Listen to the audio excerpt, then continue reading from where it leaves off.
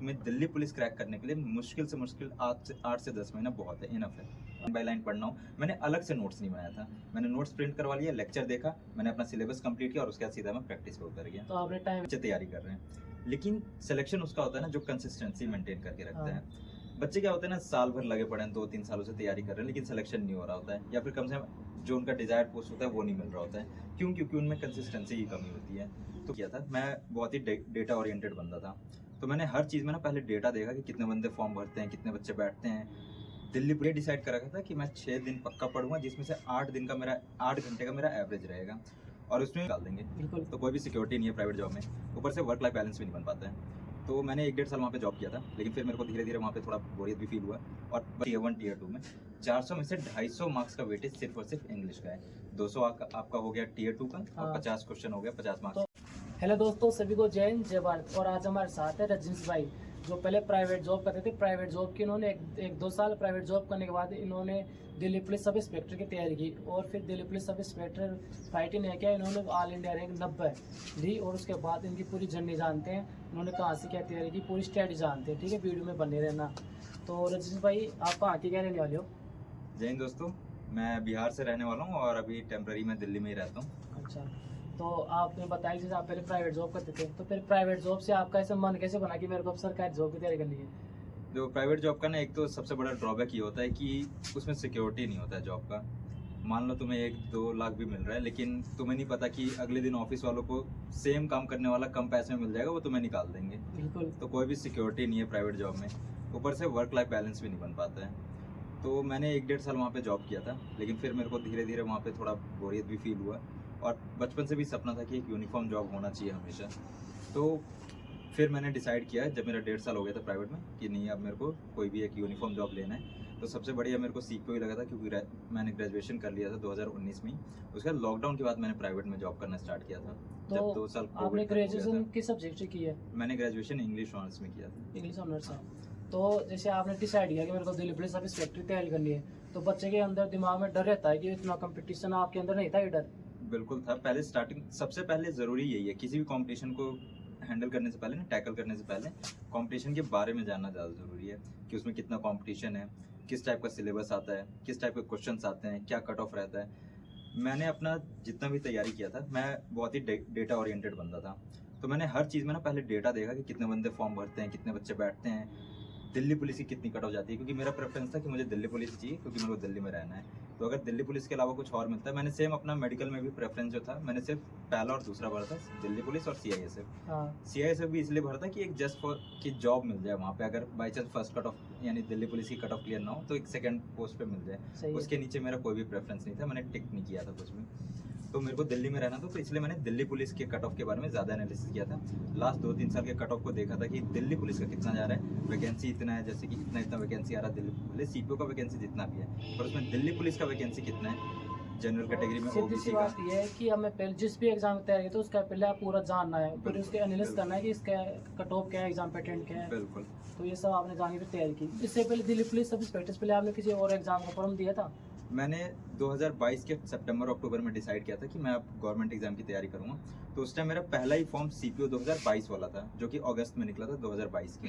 और उस टाइम मैं प्राइवेट जॉब में कंटिन्यू था, तो उसका एग्जाम था नवंबर में। तो उस टाइम तो तैयारी हो नहीं पाई थी, क्योंकि मैं प्राइवेट जॉब में काम कर रहा था। उसके बाद जो मेरा फर्स्ट, जो मैंने अच्छे से तैयारी करने के बाद जो एग्जाम दिया था, वो मेरा जीडी का था, जो 2022 वाला था, जिसका एग्जाम पड़ा था फरवरी में। और मेरा सिर्फ 2-3 महीने की तैयारी में जीडी का एग्जाम निकल गया था, और उससे मेरे को बीएसएफ मिला था वेस्ट बंगाल में। अच्छा। पर वो मैंने ज्वाइन नहीं किया था, क्योंकि मेरे को सीपीओ ही करना था, जिसमें मेरे को दिल्ली पुलिस चाहिए था। उसके बाद जब 2023 वाला सीपीओ आया था, जिसका नोटिफिकेशन अगस्त महीने में आया था, और एग्जाम था अक्टूबर में, जुलाई या अगस्त में आया था, और एग्जाम था अक्टूबर में। तो वो तैयारी मैंने 8 से 9 महीने में सीपीओ 2023 के लिए किया। तो आपके 8 से 9 महीने में आपने सीपीओ क्रैक कर दिया? बिल्कुल बिल्कुल हो सकती है 8 से 9 महीने में तैयारी? बिल्कुल। अप्रोच मतलब अगर अप्रोच टारगेटेड अप्रोच रखा जाए तो सीपीओ में दिल्ली पुलिस क्रैक करने के लिए मुश्किल से मुश्किल 8 से 10 महीना बहुत है, इनफ है। अब बिल्कुल डेडिकेट तैयारी कर दो। कितने घंटे क्या पढ़ते थे आप, कैसे क्या पढ़ते थे? मैंने जब जॉब छोड़ दिया था, उसके बाद मेरा प्रीलिम्स के लिए कम से कम मैं 8 घंटे डेली देता था। 8 घंटे? और ये मैंने डिसाइड कर रखा था, जैसे 7 दिन होते हैं हफ्ते में, तो मैं 6 दिन पक्का पढ़ूंगा, 1 दिन अपने आप को रेस्ट दूंगा। बिल्कुल। क्योंकि कंटिन्यू स्टडी करने से भी ना माइंड थोड़ा सा ब्लॉकेज हो जाता है, तो आपको रिफ्रेश होने के लिए एक दिन अपने आप को ब्रेक देना जरूरी है। तो मैंने ये डिसाइड कर रखा था कि मैं 6 दिन पक्का पढ़ूंगा, जिसमें से 8 घंटे का मेरा एवरेज रहेगा। और उसमें भी मैं ये सोचता था कि अगर 8 घंटे एफिशिएंसी के साथ पढ़ाई करना है तो एटलीस्ट मेरे को सिटिंग टाइम 10 घंटे रखना पड़ेगा, क्योंकि बच्चा अगर 1 घंटा पढ़ने बैठ रहा है तो जरूरी है कि वो 1 घंटा पढ़ भी रहा है। फोकस से नहीं होता, ये दिमाग बिल्कुल। भटकता वो रहता है। मुश्किल से 1 घंटे अगर बैठ रहे हैं तो मुश्किल से 40-45 मिनट की पढ़ाई हो पाती है। कभी कुछ हो गया, कभी मोबाइल का नोटिफिकेशन, कभी हाँ। वॉशरूम, कभी कुछ, ऐसे डिस्ट्रैक्ट होता ही है। तो अगर बंदा 10 घंटे बैठ रहा है तब जाके उसकी पढ़ाई 7 से 8 घंटे होगी। तो जब आप पढ़ाई करते थे तो सोशल मीडिया हैंडल कुछ यूज करते थे कि बात मैंने सब बंद कर दिया था। सब मैंने बंद- अपना इंस्टाग्राम वगैरह, जैसे ही मैंने डिसाइड किया ना कि मेरे को प्राइवेट जॉब छोड़ना है, मेरे को गवर्नमेंट जॉब की तैयारी करनी है, स्पेशली दिल्ली पुलिस चाहिए, तो मैंने अपना इंस्टाग्राम, फेसबुक वगैरह सब बंद कर दिया। नेटफ्लिक्स वगैरह देखना, मैंने सारे अकाउंट अपने, सारे जितने भी ऐप होते हैं सब अपने फोन से तो हटा आप दिए थे। मानते हो कि जब तैयारी करते हैं दिल जान लगा के तो सोशल मीडिया पे नहीं रहना चाहिए? बिल्कुल, बहुत डिस्ट्रक्टिव है ना, क्योंकि तो क्या होता है आजकल ये रील शॉर्ट्स वगैरह, एक रील खोलो, एक शॉर्ट खोलो, उसके बाद कब हमारा वो 1 घंटा वेस्ट हो जाए उसमें पता नहीं लगता है। हाँ। सेम ऐसे यूट्यूब पे भी है, हाँ। रील्स शॉर्ट्स वगैरह आते हैं, या फिर कोई थोड़ा बहुत गाने सुन लिए, मूवी देख लिया, कोई सीरियल देख लिया, बच्चे तारक मेहता वगैरह देख लेते हैं, वो एक बार शुरू होता है, वो आधा 1 घंटा निकल जाता है, पता नहीं लगता है। टाइम का पता नहीं चलता बिल्कुल है। पता नहीं लगता। तो आपने यहाँ पे टाइम वेस्ट नहीं किया, तो ये इसके लिए जैसे बच्चों के दिन भटकते हैं, उनको सब पता है कि मैं टाइम वेस्ट कर रहा हूँ, बिल्कुल। तो ये आपके अंदर से आया कैसे कि मैं कंट्रोल कर पाऊँ, ये कैसे पॉसिबल हुआ इसमें? एक तो घर की रिस्पॉन्सिबिलिटी भी सब पे होती है, जो भी गवर्नमेंट जॉब की तैयारी करना चाहता है सबके ऊपर रिस्पॉन्सिबिलिटी होती है। तो अगर आपको देखो कंपटीशन बहुत ज़्यादा है, अब अगर आपको एक तरह ऐसे करना है कि नहीं मैं बस तैयारी करते रहो लेकिन सिलेक्शन हो कुछ पता ही नहीं, तो फिर वो आपका टाइम वेस्ट होगा। इससे अच्छा आप 8-10 महीने अच्छे से तैयारी कर लो, सीधा एक जॉब लो अपना आराम से, फिर उसमें एक जगह पे सेटल हो जाओ। उसके बाद अगर आपको हायर एग्जाम्स की तैयारी करनी है, हायर पोस्ट के लिए, तो उसके बाद करते रहो। ये नहीं कि ऐसा नहीं होना चाहिए कि आप बस रेस में लगे पड़े हो लेकिन उसका रिजल्ट आपको कुछ पता ही नहीं क्या होने वाला है। बिल्कुल भाई ने एकदम सही बात बोली है। अगर आपको अपनी रिस्पॉन्सिबिलिटी पता है, अपनी जिम्मेदारियां पता है ना, तो अच्छे से आपको पता है कंपटीशन बहुत जाता है, आपको यूनिक मेहनत करनी पड़ेगी। वीड शर्ट के यूनिक मेहनत करो, जैसे भाई ने 8 से 9 महीने हमने डेडिकेट तैयारी की और हो गया, तो एक बात अच्छे से तैयारी करनी पड़ेगी। तो मैं बात करूँगा जैसे बच्चे तैयारी करते हैं, तो आप स्ट्रेटजी क्या, जैसे आपने ज़्यादा कौन से सब्जेक्ट को दिया आपने ज़्यादा टाइम? सीपीयू में जैसे 2 पेपर होते हैं, टीयर 1 टीयर 2। टीयर 1 में तो 4 सब्जेक्ट जो हर एसएससी के एग्जाम में आता है, मैथ्स, इंग्लिश, रीजनिंग और जीके। तो इसमें क्या है कि बाकी एग्जाम भले 1-1 घंटे का होता है, लेकिन सीपीयू के दोनों पेपर 2-2 घंटे के होते हैं। हाँ। और दोनों पेपर में 200 क्वेश्चन आते हैं, जिसमें वेटेज होता है एक क्वेश्चन का 1 मार्क्स। तो आपके टीयर 1 में 200 क्वेश्चन आ रहे हैं 2 घंटे में करने, जिसमें 50-50 क्वेश्चन हर सब्जेक्ट के हो गए, 50 इंग्लिश, 50 रीजनिंग, 50 200 जीके, क्वेश्चन आते हैं, 200 क्वेश्चन 120 मिनट में करने, 120 मिनट में। 200 क्वेश्चन 120 मिनट में। बिल्कुल। तो इसीलिए ये क्या होता है ना, ये आपको इस सीपीयू के एग्जाम के लिए पढ़ाई तो आपको चाहिए, लेकिन साथ में आपको Practice, 2 घंटे स्पीड। बैठने के लिए स्टेमिना भी चाहिए, बिल्कुल। और प्लस स्पीड तो चाहिए ही, क्योंकि 2 घंटे में 200 क्वेश्चन करना, हाँ भले बाद में जैसे मेंस का जो पेपर होता है उसमें 2 घंटे मिलते हैं, लेकिन उसमें 200 क्वेश्चन सिर्फ इंग्लिश के होते हैं। हाँ। तो उसमें टाइम का ज्यादा उतना वो नहीं हो पाता है, यानी ईजी रहता है, उसमें मिल जाता है उसमें टाइम मिल जाता है, क्योंकि आपको 200 क्वेश्चन इंग्लिश के करने हैं। लेकिन जैसे सीपीयू का जो टीयर 1 है, और जो आपका रैंक का मेक और ब्रेक करता है ना, वो हाँ। सीपीयू का टीयर 1 ही होता है। क्योंकि जो जितने भी बच्चों का रॉ स्कोर आ रहा है, चाहे वो 150, 160, 170, उसी से आपका रैंक डिसाइड होगा। क्योंकि जब टीयर 2 होता है इंग्लिश का, तो उसमें बच्चे अपना एवरेज मार्क्स 200 में से 160, 170, 180 के आसपास ले ही आते हैं। इतनी बच्चों की तैयारी हो जाती है, क्योंकि सीपीयू में आपके जैसे 400 क्वेश्चन है 400 मार्क्स के, टीयर 1 टीयर 2 में 400 में से 250 मार्क्स का वेटेज सिर्फ और सिर्फ इंग्लिश का है। 200 आपका हो गया टीयर 2 का, और हाँ। 50 क्वेश्चन हो गया 50 मार्क्स तो के जैसे टीयर 1 में। 400 में से 250 मार्क्स इंग्लिश के हैं, तो आपने इंग्लिश की स्ट्रेटजी क्या रखी थी? इंग्लिश आपने कहाँ से स्टार्ट किया? जैसे आप फ्रेशर थे बिल्कुल, एकदम से आया, आप एक तैयारी करनी सोची, तो आपने सबसे पहले कौन सी टीचर को डिसाइड किया, कौन सी बुक डिसाइड की मेरे को इंग्लिश के लिए पढ़नी है? अब जैसे मेरा ना इंग्लिश बैकग्राउंड था, तो मैंने कभी भी कोई भी कोर्स के लिए ना, अगर आपको टीचर सेलेक्ट करना है तो आप पहले, क्योंकि आजकल यूट्यूब पे सबने अपना कुछ ना कुछ कोर्स चैप्टर्स वगैरह कंप्लीट हाँ, करा रखा है। यूट्यूब पे बहुत कुछ तो आप फ्री है। 2-3 टीचरों के आप पहले यूट्यूब पे देखो कि आपको किन टीचर्स का कैसा समझ में आ रहा है, क्या उनका पढ़ाया हुआ आपको समझ में आ रहा है, उनके नोट्स कैसे लग रहे हैं आपको, क्योंकि आजकल टेलीग्राम पे भी वो लोग नोट्स वगैरह डाल देते हैं। सही है। जो उनके प्रैक्टिस बैच होते हैं, जो उनके शीट्स होते हैं, वो चेक करो कि क्या वो अप्रोप्रिएट है, उस अकॉर्डिंग अपना डिसाइड करो। अब जैसे मेरा इंग्लिश बैकग्राउंड था, तो मेरे को पहले 2-3 टीचर्स पसंद आए थे, जैसे गोपाल सर थे, रानी मैम थी, नीतू मैम थी। तो पहले मैंने इन सब टीचरों के मैंने वीडियोस वगैरह सब कुछ जो शीट्स वगैरह थे वो रानी चेक मैम, किया। गोपाल वर्मा सर और नीतू मैम, नीतू तो मैम। ये 3 मेरे को सबसे बेस्ट लगे थे। तो उसके बाद मैंने नीतू मैम से स्टार्ट किया था, क्योंकि वो थोड़ा बहुत अपना इंग्लिश में ही क्योंकि इंग्लिश में ना उनका जो समझाने का तरीका होता है, मेरा इंग्लिश बैकग्राउंड था तो मेरे लिए बिल्कुल वो सूटेबल था। अब जैसे अगर हिंदी बैकग्राउंड वाला बच्चा है तो गोपाल सर को फॉलो कर सकता है, क्योंकि गोपाल सर बिल्कुल हिंदी इंग्लिश का मिक्सचर करके पढ़ाते हैं, तो बहुत ही अप्रोप्रिएट लगता है। अगर किसी का हिंदी बैकग्राउंड से बिल्कुल जीरो से स्टार्ट करना है तो गोपाल सर सबसे बढ़िया है। जैसे मैं बिल्कुल हिंदी मीडियम से आता हूँ, तो बिल्कुल। मेरे लिए गोपाल वर्मा सबसे बढ़िया है। गोपाल वर्मा से बिल्कुल बढ़िया है। अगर हाँ, अगर आप जैसे आप इंग्लिश बैकग्राउंड से हैं, आपने इंग्लिश में पढ़ाई की हुई है 9-10 तक, तो उसके बाद आप रानी मैम या नीतू मैम, आप दोनों में से किसी को भी फॉलो कर सकते हो। और इन सारे टीचरों के जिनके मैंने नाम लिए, नीतू मैम, गोपाल सर या फिर रानी मैम, इनके एक तो आपको शीट्स बहुत अप्रोप्रिएट मिलेंगी। प्रैक्टिस बैच इनका बहुत ज़्यादा अच्छा है। एक बार आप सिलेबस कर लो, उसके बाद जब आप प्रैक्टिस पे उतरोगे। आपने किस तरह लिया था मुझे? मैंने रानी मैम कर लिया था। रानी मैम कर लिया था। मैंने रानी मैम।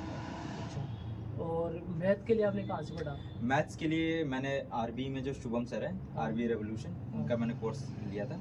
और साथ में अब जैसे कि सिलेबस करने के लिए मैंने आरबी का कोर्स लिया था। हाँ। मैंने सिलेबस उनसे कंप्लीट किया, मैंने उनके शीट्स प्रैक्टिस किए। लेकिन अगर आपको मैथ्स में जैसे कि आपको 50 क्वेश्चन करने हैं 2 घंटे में ही साथ में, तो आपको मैथ्स में ना स्पीड की बहुत ज़रूरत है।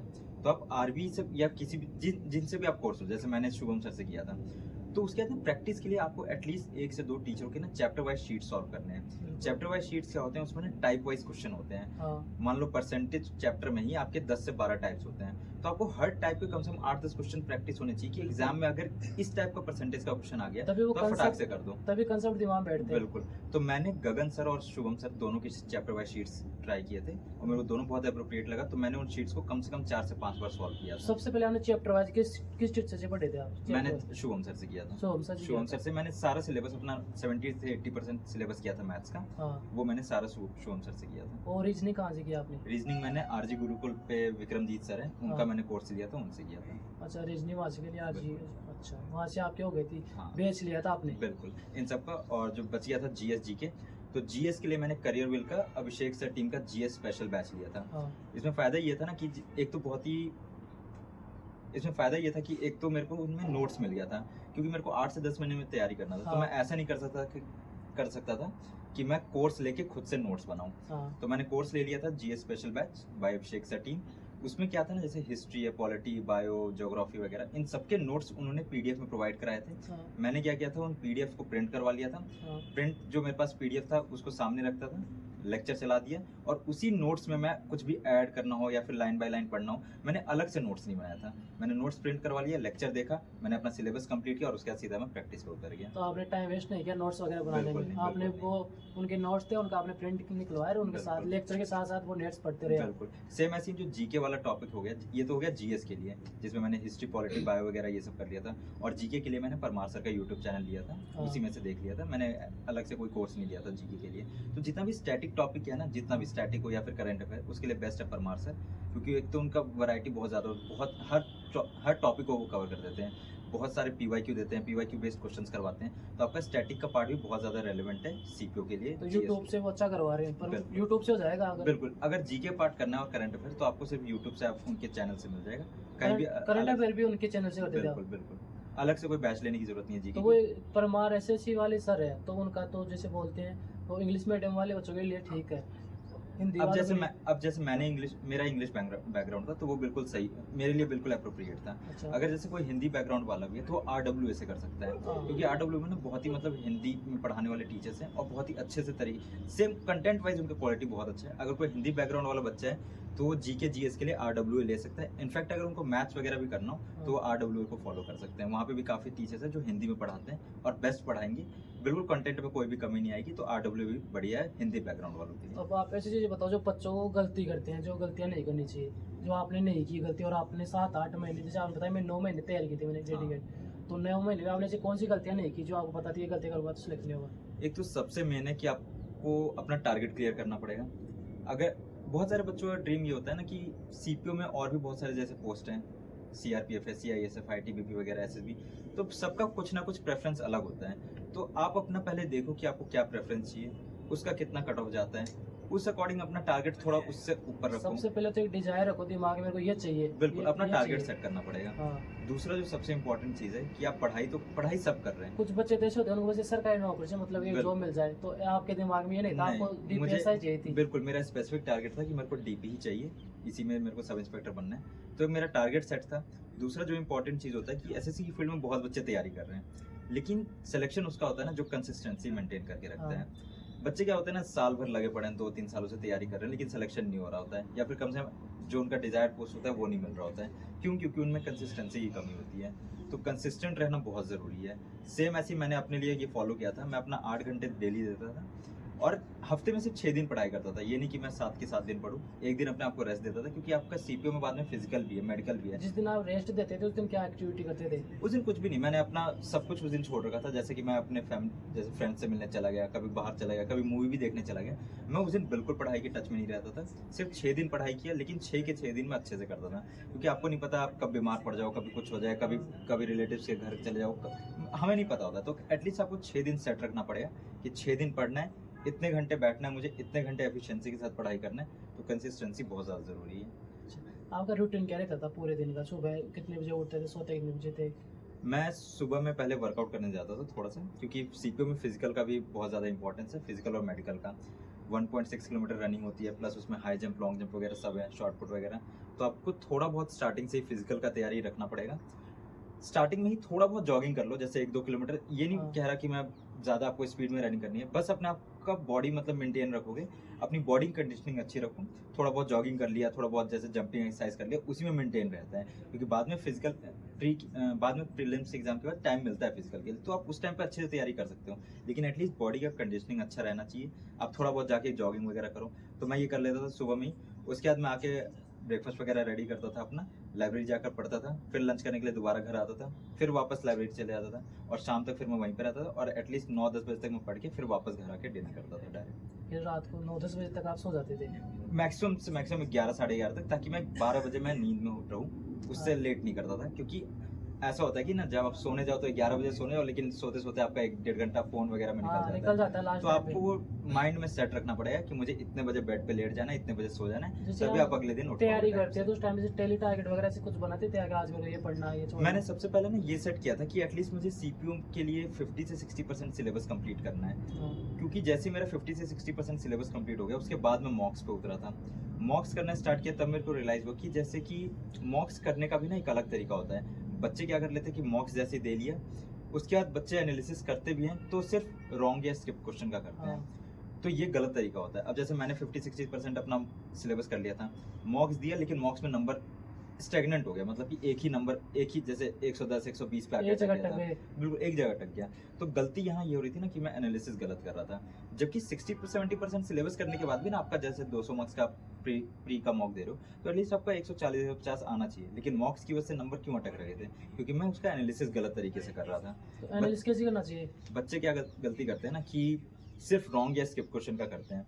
लेकिन सही तरीका एनालिसिस का ये होता है कि आप जैसे 200 क्वेश्चन का मॉक कर रहे हो, तो 200 के 200 क्वेश्चन का एनालिसिस करना है। हाँ। चाहे आपने वो सही किया हो, गलत किया हो या स्किप किया हो।